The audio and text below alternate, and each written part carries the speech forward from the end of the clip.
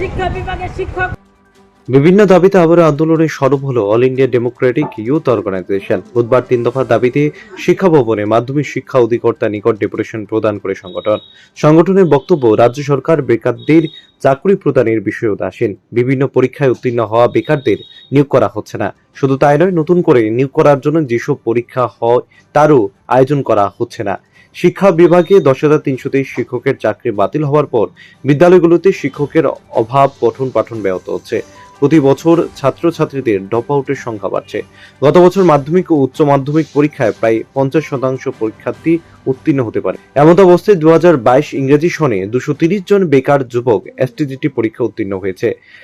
বিদ্যালয়গুলোতে শূন্যপদ থাকা সত্ত্বেও তাদের এখনো নিয়োগ করা হচ্ছে না। এই এসটিজিটি পরীক্ষায় উত্তীর্ণ বেকারগণ নিয়োগের দাবিতে শিক্ষা বিভাগের দায়িত্বপ্রাপ্ত মুখ্যমন্ত্রীর নিকট কয়েকবার দেখা করার চেষ্টা করেছেন, কিন্তু মুখ্যমন্ত্রী তাদের দেখা করার কোনো সুযোগ দিচ্ছে না। এমত অবস্থায় তারা দাবি রাখে, এসটিজিটি উত্তীর্ণ সকল বেকারদের অবিলম্বে নিয়োগ করতে হবে। শিক্ষা বিভাগে শিক্ষক ও অশিক্ষক সকল শূন্যপদে অবিলম্বে চাকরি প্রদান করতে হবে। প্রতি বছর নিয়মিত এসটিজিটি এবং এসটিপিজিটি পরীক্ষা গ্রহণের ব্যবস্থা করতে হবে এবং পরীক্ষা উত্তীর্ণদের চাকরি প্রদান সুনিশ্চিত করতে হবে।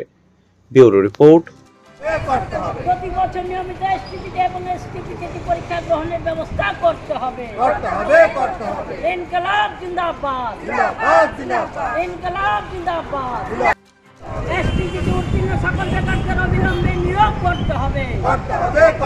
শিক্ষা বিভাগের শিক্ষক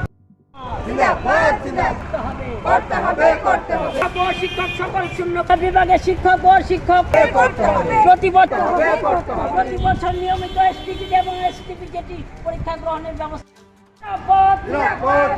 অল ইন্ডিয়া ডিওয়াইও জিন্দাবাদ।